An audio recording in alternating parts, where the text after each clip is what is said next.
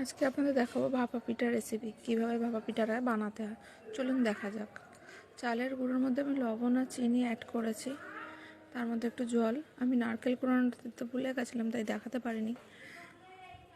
আপনারা ঠিক এইভাবেই মাখিয়ে 15 মিনিটের জন্য রেস্টে রেখে দেবেন।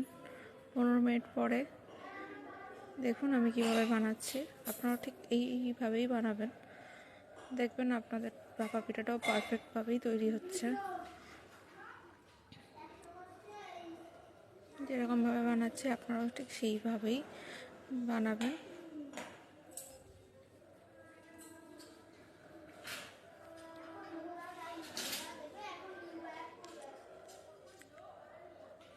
এইরকমভাবে বসিয়ে আপনারা 5 থেকে 10 মিনিট একটু অপেক্ষা করবেন।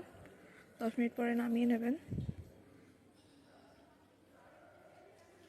আর বানিয়ে দেখবেন বাড়িতে কেমন হয়েছে, আর আমাকে অবশ্যই জানাবেন কেমন হয়েছিল আপনাদের ভাপা পিঠাটা।